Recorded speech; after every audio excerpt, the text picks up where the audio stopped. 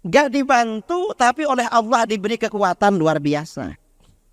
Bahkan kabarnya bom dan pelurunya Israel yang tidak meledak di Gaza itu lebih 1.200.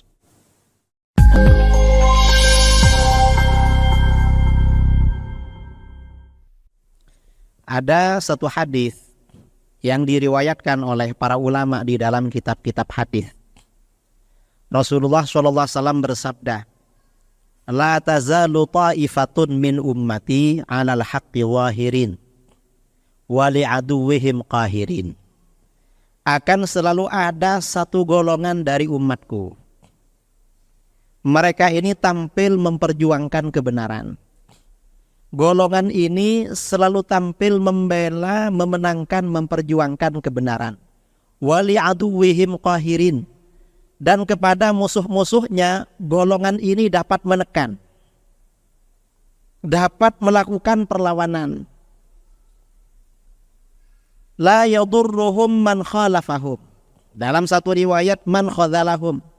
Orang-orang yang mengabaikan mereka, orang-orang yang mengkhianati mereka, atau orang-orang yang tidak membantu mereka, tidak membahayakan mereka. Hatta ya'tiyahum amrullah. Hingga pertolongan Allah datang kepada mereka.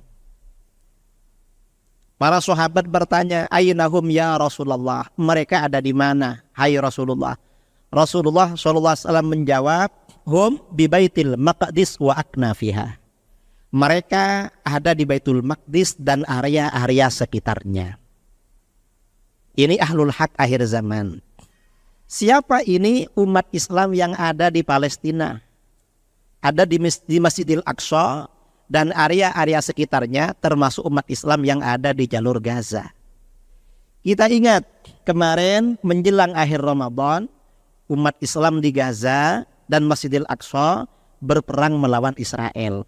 Perang selama 11 hari. Setelah perang 11 hari, Israel minta tolong Amerika, minta tolong Mesir, melobi Hamas untuk menghentikan serangan rudal ke Israel. Mengapa? Karena Israel kewalahan dan peluru anti rudalnya tinggal 3 hari. Sementara pelurunya Hamas, rudalnya Hamas siap menghujani ibu kota Israel selama 6 bulan.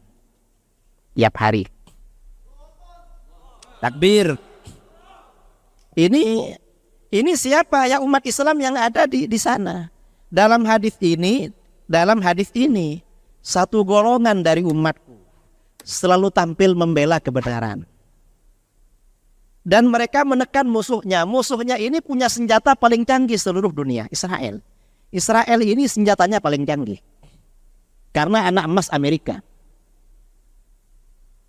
Ini bisa dilawan. Dan ini orang-orang Palestina tidak dibantu oleh saudaranya. Karena negara-negara Teluk, negara-negara Arab takut pada Israel, takut pada Amerika. Gak dibantu, tapi oleh Allah diberi kekuatan luar biasa. Bahkan kabarnya bom dan pelurunya Israel yang tidak meledak di Gaza itu lebih 1.200. Tidak meledak, hanya jatuh gitu aja. Lebih 1.000. Nah ini siapa mereka? Imam Syafi'i. Kita ingat, Imam Syafi'i, imam kita lahir di Palestina. Dan penduduk Palestina mazhabnya Syafi'i. Jadi mereka ini mazhabnya Syafi'i. Ada pada hari raya kemarin, ada ustadz, ada ulama Palestina ke rumah saya. Saya tanya, apa mazhabnya? Orang Palestina, orang Yordania dan Mesir mazhabnya Syafi'i. Dan tahu yang namanya Hamas. Hamas itu singkatan dari Harakatul Muqawamah Al-Islamiyah. Gerakan perlawanan Islam. Hamas ini punya sayap militer namanya Al-Qassam. Al-Qassam ini nisbat kepada ulama yang mati syahid. Syekh Izzuddin Al-Qassam. Beliau syahid tahun 1933. Al-Qassam ini seorang ulama bermadhab Syafi'i. Akidahnya Asy'ari, Ahlus Sunnah wal Jamaah, dan beliau mursyid Thariqat Syadzaliyah. Jadi mereka ini Ahlus Sunnah wal Jamaah. Kita yang ada di Indonesia, alhamdulillah bersyukur pada Allah, mazhabnya secara fikih sama dengan orang Palestina. Akidahnya sama dengan mereka, dan kita ini juga pecinta thariqah, pecinta ilmu tasawuf. Ini mereka orang-orang. Jadi sama akidahnya sama dengan kita. Sama-sama akidah Ahlus Sunnah wal Jamaah. Dan ini disabdakan oleh Rasulullah SAW ketika Palestina masih di bawah genggaman Romawi, dikuasai Romawi, Kristen dulu. Palestina ini baru ditaklukkan oleh umat Islam itu pada masa khalifah yang kedua, Sayyidina Umar bin Al-Khattab. Rasulullah sudah bersabda, nanti ada kelompok pembela kebenaran. Ya ini orang-orang Masjidil Aqsa dan orang-orang yang ada di sekitarnya. Termasuk penduduk Gaza. Dan Imam Syafi'i ya lahirnya di Palestina. Ini akidah Ahlus Sunnah wal Jamaah, ajaran Ahlus Sunnah wal Jamaah. Dan akidah Ahlus Sunnah wal Jamaah ini, akidah Ahlus Sunnah wal Jamaah ini akidahnya kaum pemenang. Umat Islam ini kalau ingin menang maka akidahnya harus Ahlus Sunnah wal Jamaah. Mengapa? Karena akidahnya kelompok pemenang itu akidah Ahlus Sunnah wal Jamaah. Palestina ini tidak hanya sekarang dikuasai asing. Pernah dikuasai orang Nasara dari Eropa, Inggris dan sekitarnya dan sekutunya. Itu lama. Dan ini baru kemudian tentara Nasara, pasukan salib berhasil diusir dari Palestina oleh sultan yang terkenal, namanya yang disebut dengan pahlawan perang salib, Sultan Salahuddin Al-Ayyubi. Dan Sultan Salahuddin Al-Ayyubi ini mazhabnya Asy'ari, sama dengan kita. Beliau muridnya Imam Muhammad bin Al-Muwaffaq Al-Khabushani. Imam Al-Khabushani muridnya Muhammad bin Yahya. Imam Muhammad bin Yahya muridnya Al-Imam Hujjatul Islam Abu Hamid Al-Ghazali. Jadi Sultan Salahuddin Al-Ayyubi ini muridnya Al-Ghazali, cuma muridnya generasi keempat.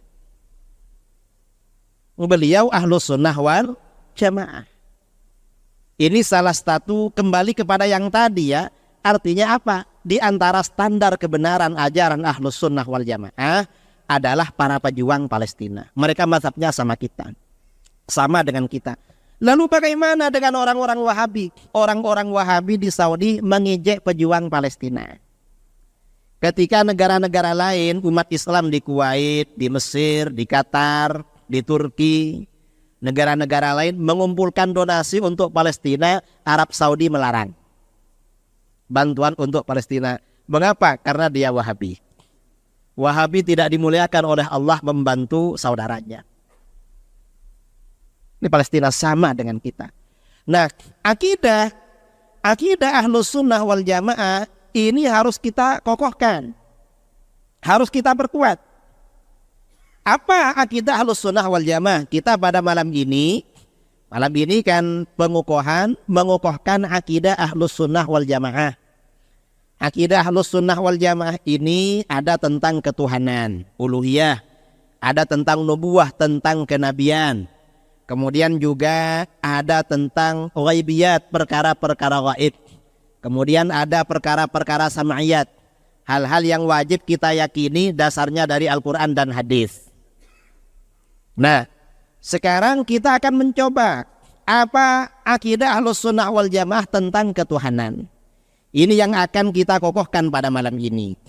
Mengapa? Agar kita bisa mengoreksi, bisa tahu bahwa dewasa ini ada akidah di luar Ahlus Sunnah wal Jamaah, tapi merajalela di Indonesia, terutama di Pekanbaru. Karena di Kalimantan, di Sumatera ini ada segitiga provinsi. Kelompok di luar Ahlus Sunnah wal Jamaah merajalela. Provinsi mana? Riau, Jambi. Lalu selatannya apa namanya? Sumatera Barat. Ini yang namanya faham Wahabi atau Salafi. Ini di luar Ahlus Sunnah wal Jamaah. Dan sangat berbeda dengan kita. Akidahnya beda dengan kita. Apa akidah Ahlus Sunnah wal Jamaah dalam masalah ketuhanan? Dalam masalah ketuhanan, Ahlus Sunnah wal Jamaah oleh para ulama dibangun di dalam konsep akidah yang disebut dengan sifat 20. Sifat 20 ini adalah konsep akidah ajaran Ahlus Sunnah wal Jamaah. Sekarang ini sifat 20 berusaha diganti dengan tauhid yang keliru. Tauhid apa? Yaitu tauhid dibagi 3. Karena Wahabi ini punya perbedaan kita ya dengan Wahabi. Kalau kita ini konsepnya sifat 20, kalau Wahabi akidahnya tauhid bagi 3. Tauhid. Tauhid apa? Tauhid rububiyah, tauhid uluhiyah, dan tauhid asma wa sifat. Ini tauhid Wahabi. Kalau kita sifat 20. Sifat 20 ini adalah akidahnya mayoritas umat Islam. Dan ini akidahnya para pejuang Islam. Dan ini akidahnya para ulama penyebar Islam. Penyebar Islam kemana-mana akidahnya sifat 20. Kalau yang menyebarkan kekacauan, akidahnya adalah tauhid dibagi 3. Jadi ada perbedaan. Tauhidnya penyebar kedamaian, penyebar Islam, dengan tauhidnya pengacau. Ada beda. Kita ini harus tahu. Nah, kita akan membicarakan sifat 20. Saudara-saudara, insya Allah kalau yang seusia saya atau sebelum saya, orang-orang tua-tua rata-rata hafal sifat 20. Setuju? Betul? Takbir. Nah, sekarang kita baca sifat 20 bareng-bareng. Bismillahirrahmanirrahim. Wujud qidam baqa mukhalafatunil hawadisi qiyamuhu binafsihi wahdaniyat qudrat iradat ilmu hayat sama basar kalam qadiran muridat aliman hayyan sami'an basirat mutakalliman. Ini saudara-saudara ternyata hafal. Pertanda kalau bumi Riau ini asal usulnya Ahlus Sunnah wal Jamaah. Alhamdulillah. Asal usul kita ini memang Ahlus Sunnah wal Jamaah. Alhamdulillah ini airnya sudah datang. Kalau Ahlus Sunnah itu kalau ceramah harus ada airnya. Kalau nggak ada itu Wahabi itu. Karena nggak boleh minum. Nah, kita ini harus minum. Nah, sifat 20 ini kita kembali kepada sifat 20. Sifat 20 ini mendapat tantangan. Tantangan dari siapa? Ya dari orang-orang di luar Ahlus Sunnah. Pada bulan Maret yang lalu, saya ngisi di salah satu pondok di Jawa Tengah. Dan semua pesertanya rata-rata orang Wahabi atau orang Salafi.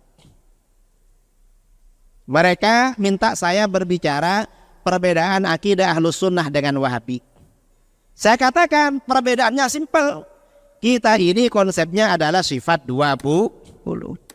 Nah, ini isu-isu yang disampaikan oleh Wahabi tentang sifat 20. Apa kata mereka? Sebagian mereka bilang sifat 20 itu bukan dari Islam. Dari mana? Katanya dari ahli filsafat Yunani. Kata mereka. Ini pelecehan kepada umat Islam. Pelecehan kepada para ulama. Mengapa? Para ulama kita ini lebih cerdas daripada bangsa-bangsa sebelum Islam. dan keyakinannya lebih kuat daripada umat-umat sebelum Islam. Keyakinannya lebih kokoh. Gak mungkin mengadopsi dari orang-orang di luar Islam dalam urusan akidah. Gak betul itu. Sama sekali gak betul. Sifat 20 ini dasarnya ya Al-Quran hadis. Ini yang pertama.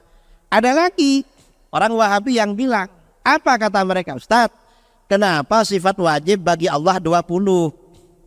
Terus kan Asmaul Husna jumlahnya 99. Kemana yang 79? Apa dibuang? Kata mereka itu berarti membuang sisanya yang 79. Karena cuma diambil 20. Ini juga gak betul.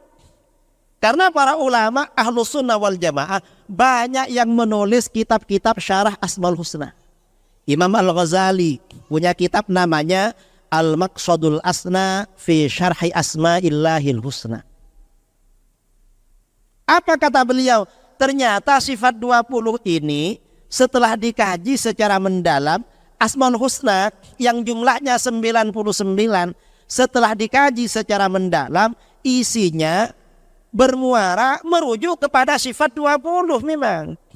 Sifat 20 ini sudah kesimpulan dari 99 Asmaul Husna. Jadi gak benar kalau sifat 20 ini mengurangi sifat wajib bagi Allah. Nah, pertanyaannya, mengapa para ulama kita membangun konsep yang disebut dengan sifat 20? Yang pertama, sifat 20, tujuan para ulama membangun konsep sifat 20, yang pertama mengantarkan kita makrifat kepada Allah. Makrifat itu artinya apa? Makrifat itu artinya kenal. Kita ini kalau kenal dengan orang, saya ini pertama kali ke Riau, ke Pekanbaru tahun 2019. Saya di WA oleh Ustadz Al-Nof dan Ustadz Zulhendri. Entah siapa yang duluan, saya lupa yang duluan. Kiai, saya dari Pekanbaru ingin ke sini. Satunya Kiai ingin mengundang Kiai ke Pekanbaru. Cuma lihat, kenal lewat WA saja. Nah, yang namanya kenal kalau kepada orang, ternyata kenal orangnya. Oh, ini orangnya, Ustadz Al-Nof, Ustadz Zul ini orangnya agak manis. Gak cakep lah. Ternyata orangnya masih muda, masih kuat, masih apa itu. Itu namanya kenal ya. Kalau kita ini kenal kepada Allah, kita ini kan wajib kenal pada Allah. Wajib yakin. Cuma di dunia kita gak bisa melihat Allah. Melihat besok di akhirat kalau masuk surga. Maka bagaimana? Kenal kepada Allah adalah melalui sifat-sifatnya. Dan itu sifat 20. Jadi sifat 20 yang mengantarkan. Jadi yang pertama. Yang kedua, mengapa 20? Mengapa gak lebih dari 20?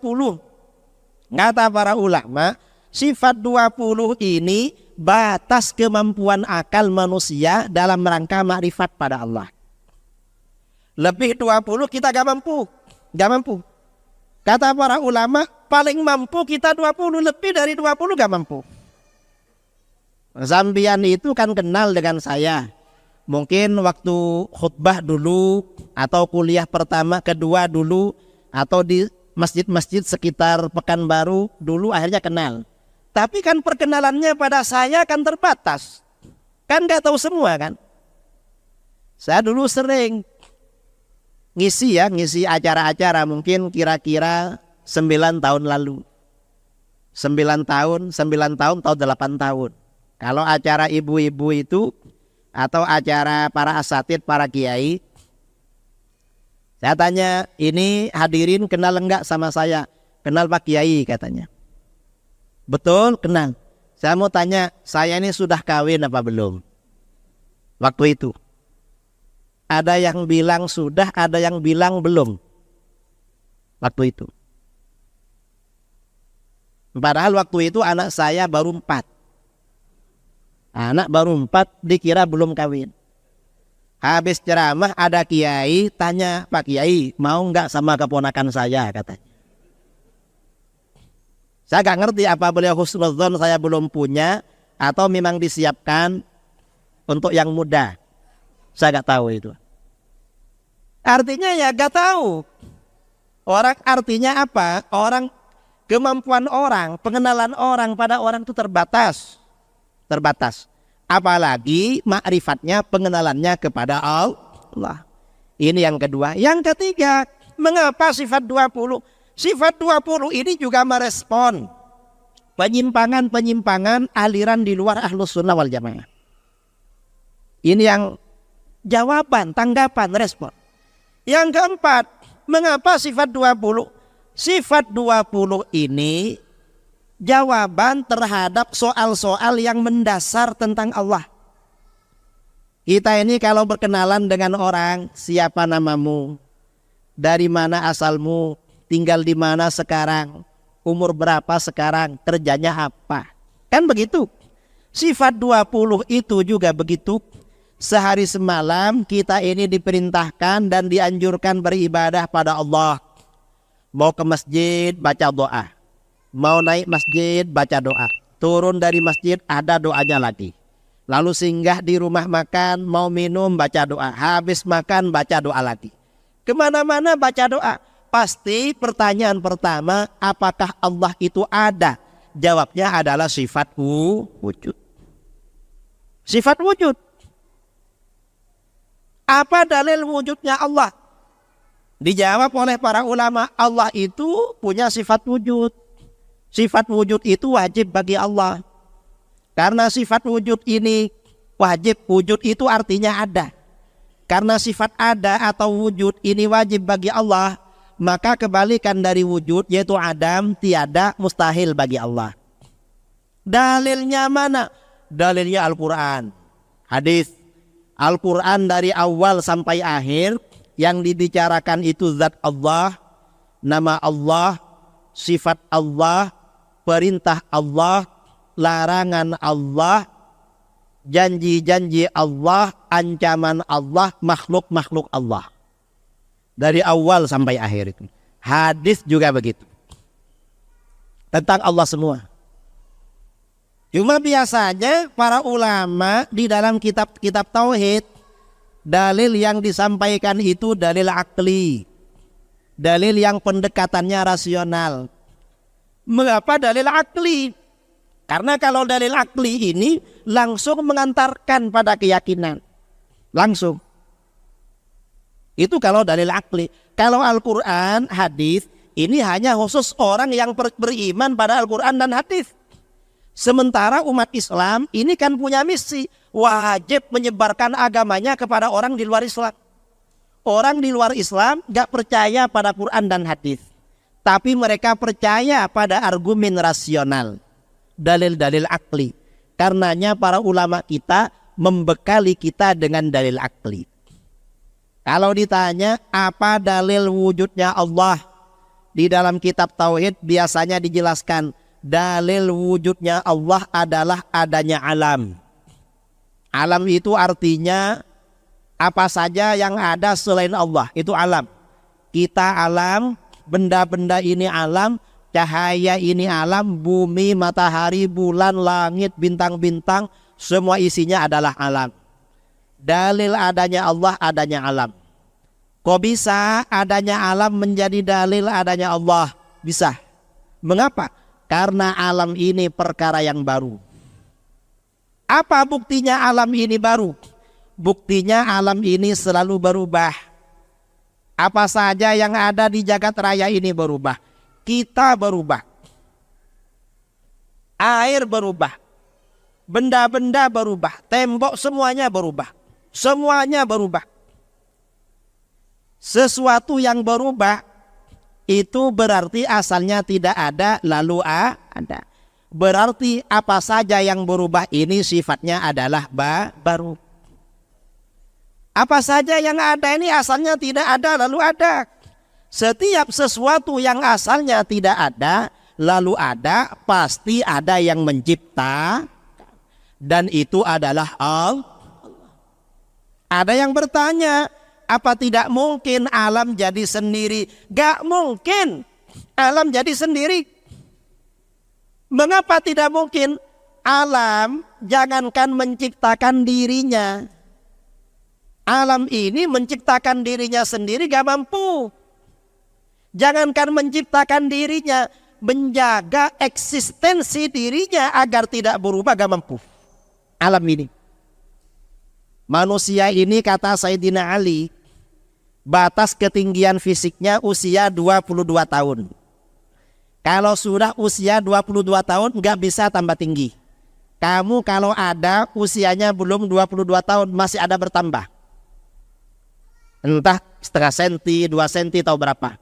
Kalau sudah 22 tahun tuh finish, nggak bisa nambah lagi.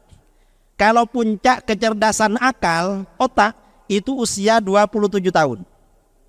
Ini kata Sayyidina Ali. Ini otak. Kalau kesempurnaan fisik, penduduk surga usianya 33 tahun.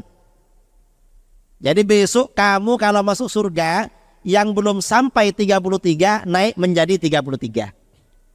Yang usianya di atas 33 kayak saya, Ustadz Al-Nof atau siapa, nanti turun 33. Ini tinggal 2 menit ya, setelah ini azan. Nah, ini artinya apa? Setelah 33 nanti berubah. Yang namanya wajah mulai tua, yang rambut satu demi satu mulai berwarna perak putih, pandangan berkurang, kulit juga mulai keriput, mulai kendor. Nah, manusia menjaga fisiknya agar berubah gak mampu. Apalagi menjaga dirinya dari kematian, tambah gak mampu. Gak mampu. Artinya apa? Perkara baru gak mampu menciptakan dirinya sendiri. Perkara baru tidak mampu menciptakan perkara baru. Jangankan menciptakan, menjaga dirinya tidak mampu. Berarti ada yang menciptakan. Dan itu yang menciptakan adalah Allah. Ini namanya sifat wujud. Nah ini adik-adik yang masih belajar, sifat 20 dalil-dalilnya itu dikokohkan pada dirinya. Dan ajarkan pada adik-adik berikutnya. Mengapa? Karena kalau anak-anak kita, generasi kita tidak mampu, tidak kuat tentang dalil sifat wujud dan sifat 20, nanti kuliah ke Jakarta, kuliah ke Jogja. Biasanya kan orang sini banyak ke Jogja, ke Yogyakarta, ke Jogja atau ke Jakarta. Ketemu dosen yang agak liberal, agak komunis, diajak ragu-ragu wujudnya Allah. Na'udzubillah min dzalik.